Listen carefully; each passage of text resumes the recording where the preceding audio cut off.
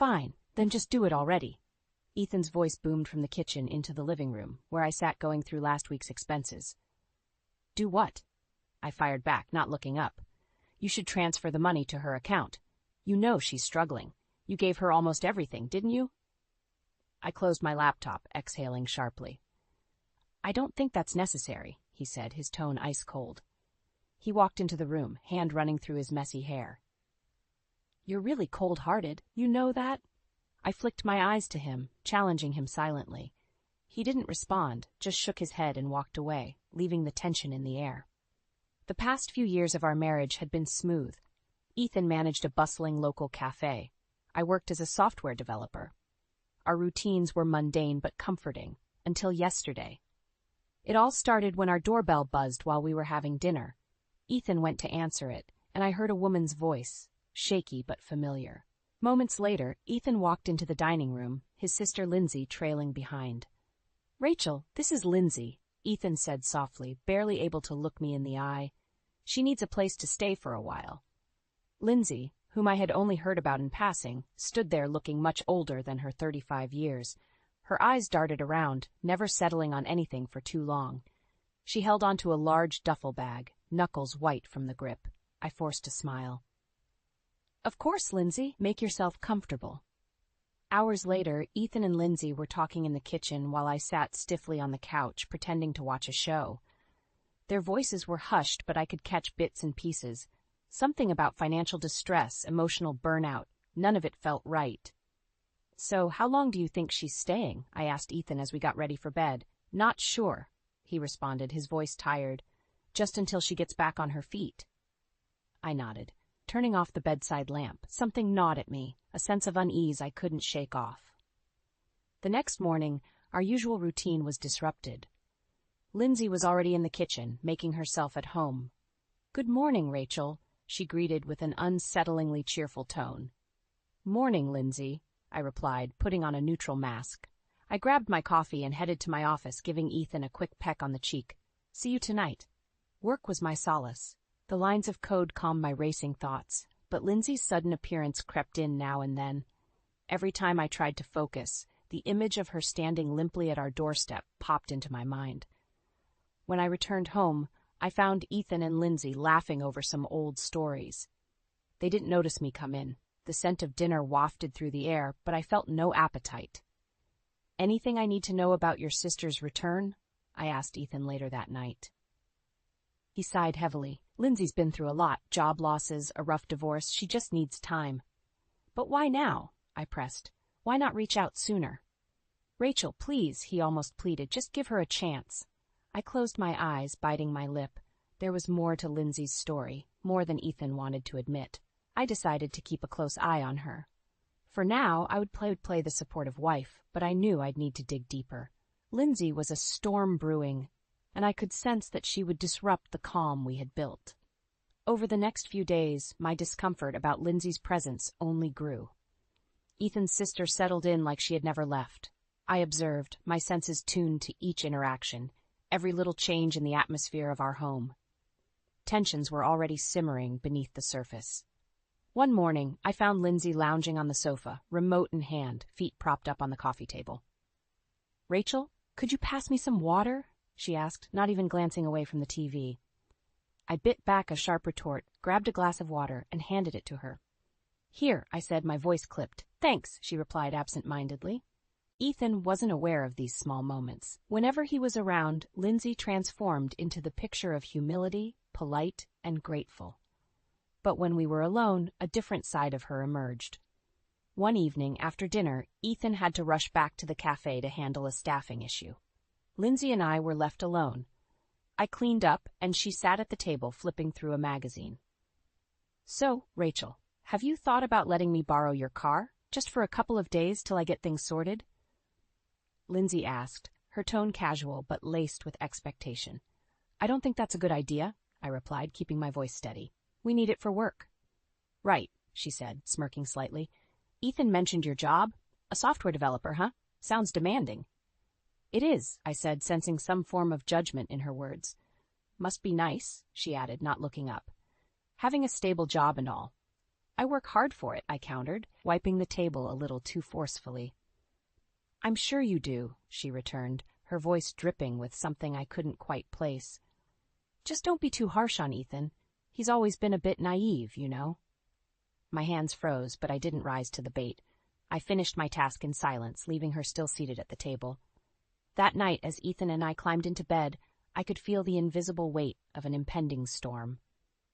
Another argument flared between Ethan and me a few days later. Lindsay needs our support, he insisted, his patience wearing thin. It's not about support, I argued back.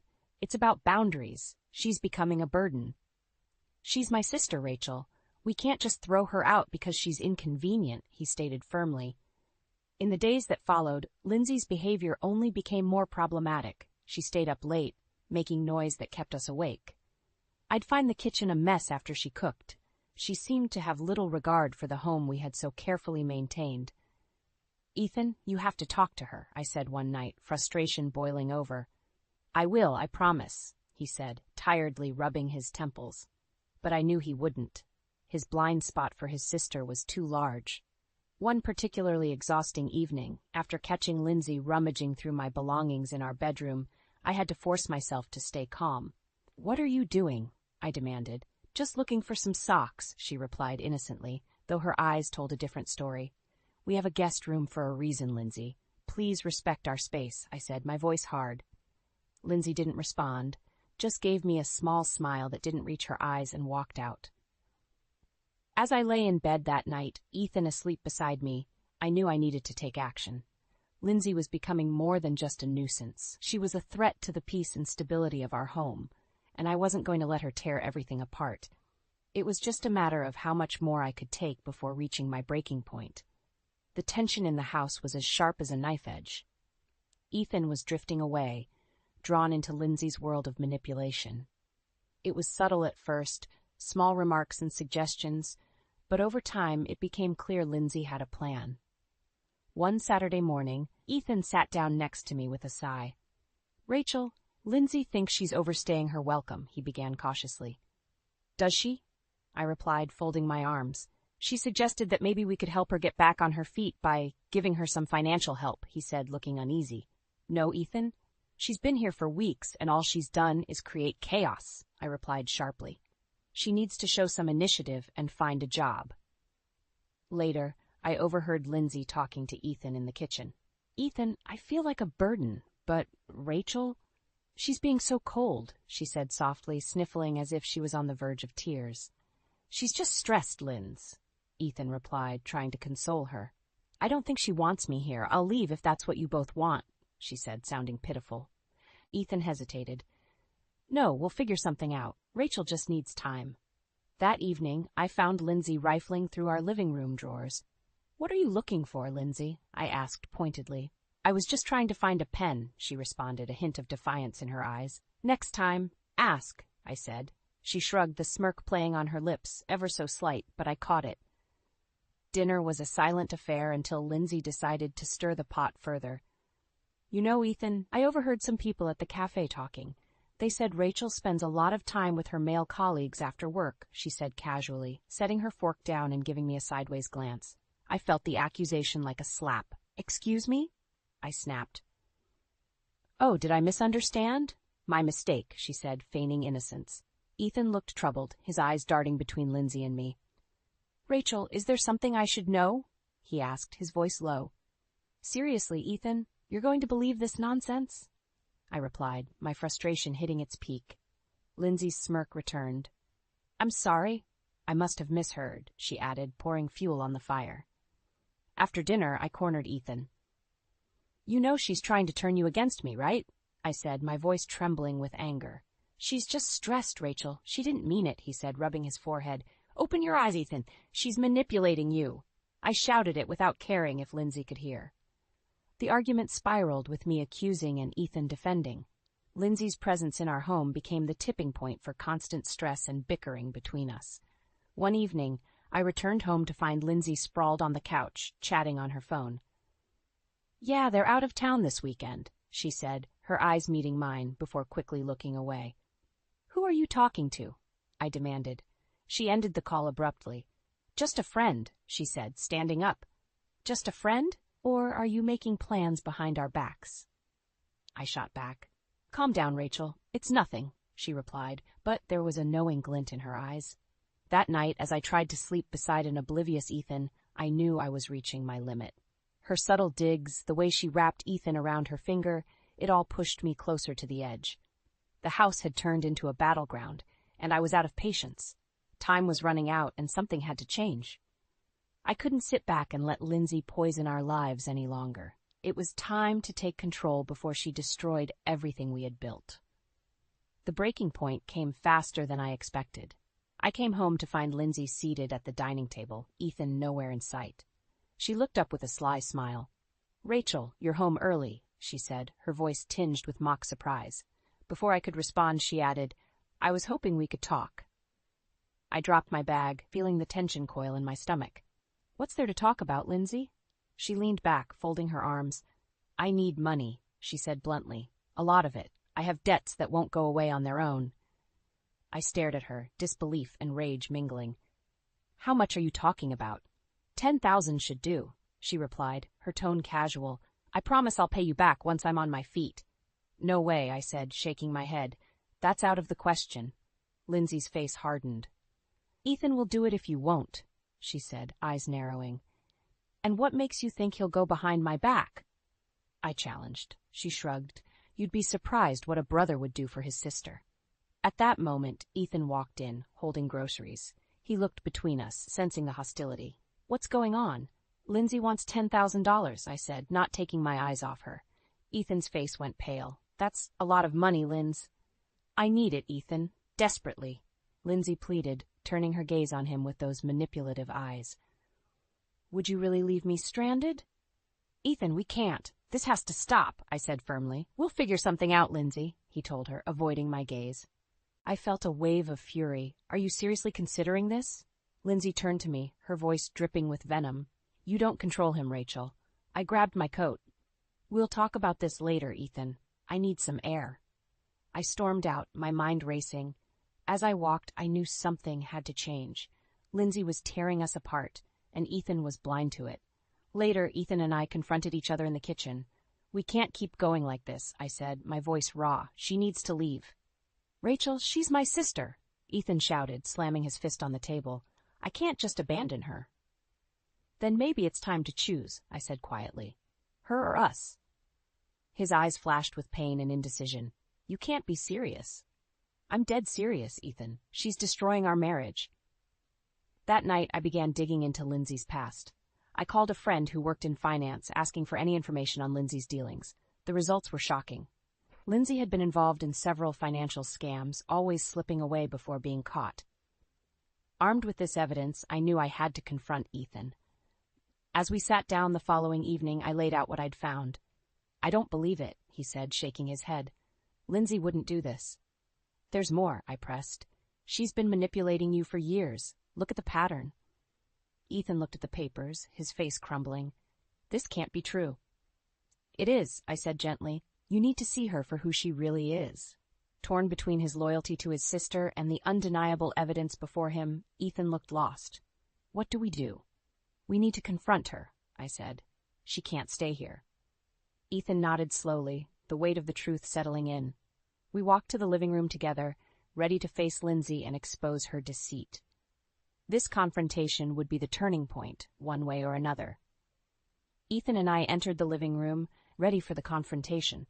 Lindsay was scrolling through her phone, completely unaware of the storm about to crash down on her. "Lindsay, we need to talk," I said, my voice steady. Lindsay looked up, an eyebrow raised. "What's this about?" Ethan took a deep breath. "Rachel found something out. We need to discuss it." "About what?" she asked, her face an image of manufactured innocence. I stepped forward, handing her the documents. "Your financial history, the scams, the lies." Her eyes flicked over the pages. For a moment, her mask slipped, and fear flashed across her face. But she quickly recovered. "This is a misunderstanding. I can explain." "Enough, Lindsay," Ethan said, his voice breaking. "I've been defending you, but these facts don't lie." "You're really going to believe her over me?" Lindsay shot back, eyes narrowing. "Your own sister?" Ethan's face contorted with pain. "Why, Lindsay? Why did you do this? She dropped the documents and stood up, anger radiating from her. What choice did I have? You wouldn't understand. You've always had everything handed to you. That's not true, Ethan said, shaking his head. Lindsay's laugh was cold. Isn't it? Mom and Dad doted on you while I was left picking up the pieces. You owe me, Ethan. You owe me for all those years. No, Ethan said, with a newfound strength. I owe you nothing for your deceit. I stepped in. It's time for you to leave, Lindsay. You've overstayed your welcome and soured our home. You think you're so perfect, Lindsay spat, turning her fury on me. This isn't over. I held her gaze. Yes, it is. Pack your bags and leave. Ethan stood beside me, his resolve now hardened. She's right. It's time to go. Lindsay looked between us, realizing she had lost. She grabbed her bag, stuffing her belongings inside. You'll regret this, both of you, she said, her voice full of venom. We'll survive, Ethan replied, his voice steady. As she walked out the door, Lindsay turned one last time, her eyes flashing with hatred. I'll be back, she promised. Shh. Just go, I said, shutting the door behind her. The house felt lighter immediately, but the damage lingered in the air. Ethan slumped onto the couch, burying his face in his hands. How did it go so wrong? I sat beside him, placing a hand on his back. We'll get through this, I said softly. We'll rebuild. He looked up, eyes filled with remorse. I should have seen it. I'm so sorry, Rachel. We both missed the signs, I acknowledged, but now we move forward. The next days were difficult. We had to confront the fallout of Lindsay's stay and the rift it had caused. Ethan and I avoided deep conversations, focusing on mundane tasks and routines. One morning, as we sat in silence over breakfast, Ethan spoke up. I think we need help. Counseling, maybe. I looked at him, recognizing the sincerity in his eyes. I agree, I said. We can't heal this alone. Taking his hand, we made the decision to seek professional help. The road ahead wouldn't be easy, but we were committed to finding our way back to each other, repairing what Lindsay had tried to destroy. The therapist's office was a neutral haven, beige walls and soft lighting creating a calming atmosphere. Dr. Sandra Green, our therapist, was a middle-aged woman with kind eyes and a steady demeanor. Ethan and I sat on the couch, feet almost touching but not quite. So what brings you both here today? Dr. Green asked, looking between us. Ethan took a deep breath. We need help. My sister Lindsay has caused a lot of turmoil in our marriage. We need to find a way to heal. Dr. Green nodded. Tell me about Lindsay and what happened. I shared the events of the past few weeks, from Lindsay's arrival to the discovery of her deceit. Dr. Green listened intently, making notes occasionally. When I finished, Ethan added, I feel guilty. I let her manipulate me, and it nearly ruined us. Dr. Green put down her pen. Let's focus on rebuilding trust. It's important to address the emotions you're both feeling. Through therapy sessions, we worked on our communication. We learned to express our feelings without anger and to listen without judgment. It was grueling, but I began to see glimpses of the bond we once had. One evening, after a particularly challenging session, Ethan and I sat in the living room, a comfortable silence between us. Thank you for sticking with this, he said quietly. I'm committed to us, Ethan. We can get through this, I replied, squeezing his hand. As the weeks passed, I found myself slowly letting go of the resentment I held towards Lindsay. However, one day, a phone call shattered our fragile peace. Ethan answered and immediately went pale. Lindsay, what do you want? He asked, his voice strained. I could hear her voice shrill and demanding through the phone. I need help, Ethan. I'm in trouble. Serious trouble. Ethan looked at me, conflicted. I shook my head firmly. No, Ethan. We can't go through this again. You heard Rachel. You can't drag us down anymore, he said into the phone. You can't do this to me, Lindsay screamed. I'm your sister. Lindsay, you need to sort out your own life. We're done, Ethan said, ending the call. He looked at me, anguish etched on his face. I feel terrible, but I know it's for the best. You did the right thing, I said, embracing him. She needs to learn to stand on her own. Days turned into weeks, and slowly our lives returned to a semblance of normal. Then, one evening, we received another call, this time from Ethan's old friend, Mark. Ethan, I hate to be the one to tell you, but Lindsay is in bad shape. She got mixed up with some dangerous people. Ethan's face went white. What do you mean? He asked, his voice trembling. She's been trying to con people and it backfired badly. She's looking for help, but honestly, I don't know how much anyone can do now. Ethan hung up the phone, sitting down heavily. This is what I was afraid of. I sat next to him. It's harsh, but Lindsay's choices led her here. We learned that Lindsay had been arrested, seeking help too late, entangled in a mess of her own making. Ethan and I watched, both saddened and relieved. As we continued our therapy, Dr. Green helped us focus on moving forward. You can't change the past, she said, but you can decide how it shapes your future. Ethan and I took her words to heart.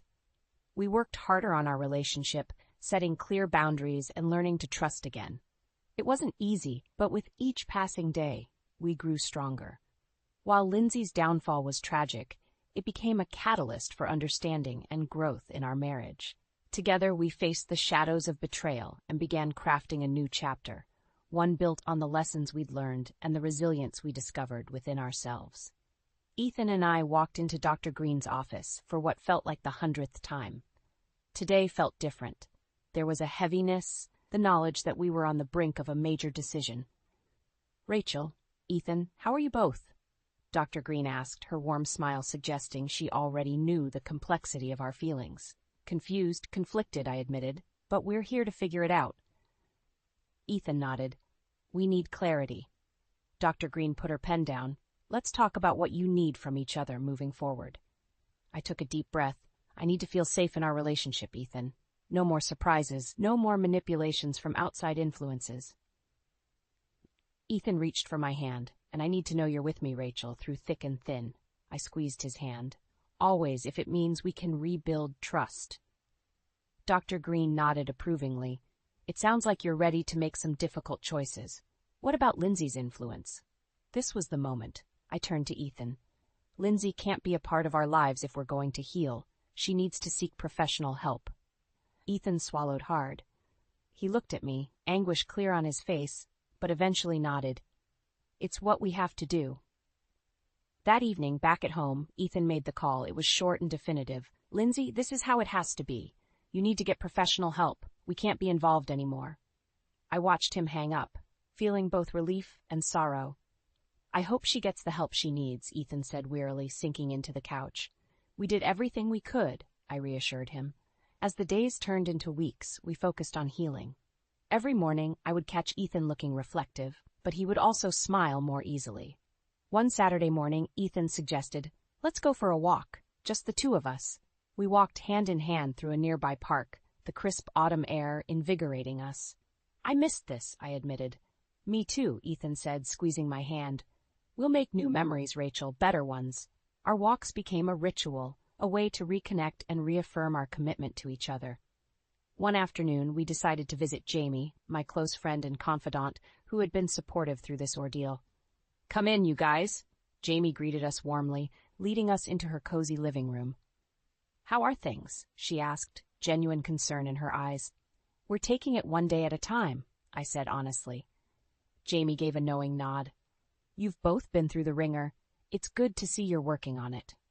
We spent the afternoon talking, laughing, and sharing stories. It was a relief to be with friends who supported our journey. Later, when we were home, Ethan looked at me, his eyes filled with determination. I want us to keep growing, Rachel. No more shadows. Agreed, I said, feeling the weight of his words. No more shadows.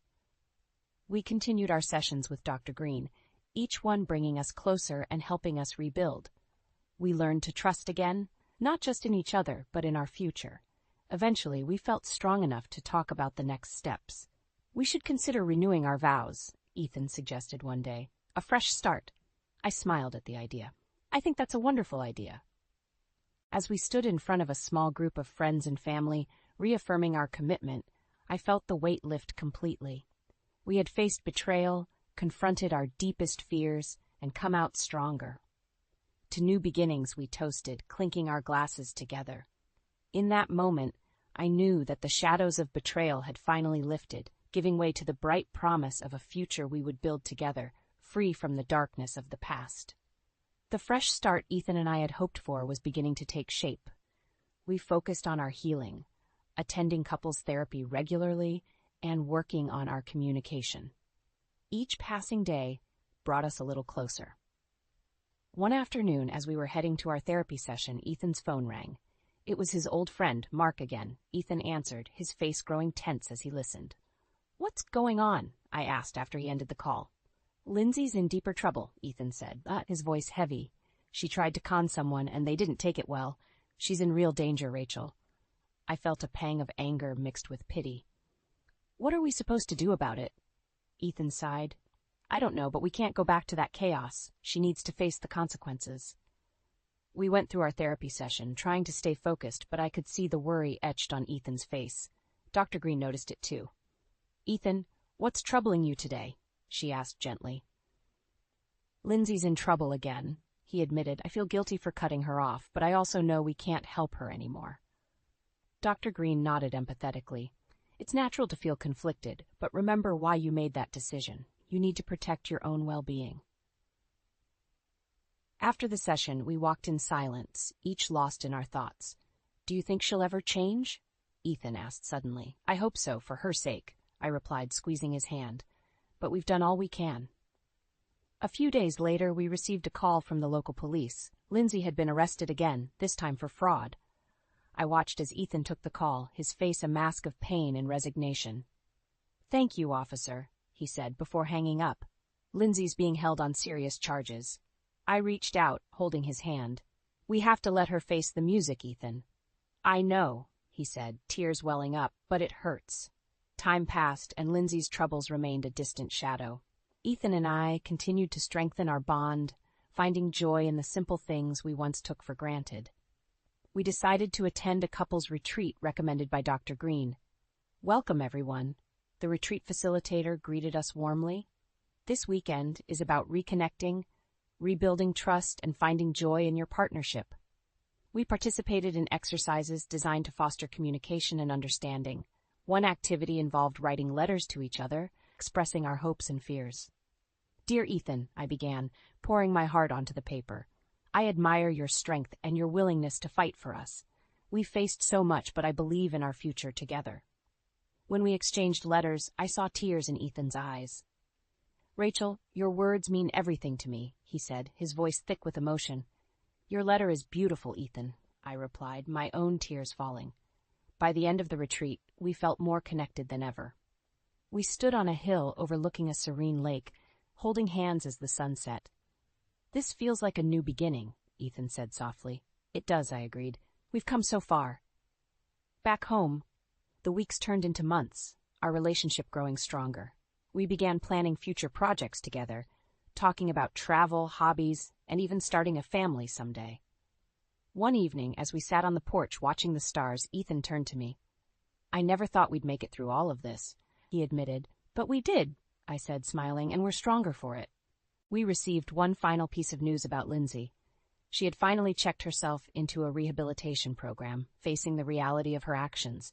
"Maybe this is the turning point she needs," Ethan said hopefully. "Let's hope so," I replied, grateful for the closure. With each day, we moved forward, creating a future built on resilience and love. Together, we had weathered the storm, emerging stronger and ready for whatever lay ahead. As we looked toward the horizon, we knew that the shadows of betrayal had finally faded, leaving only the bright promise of new beginnings.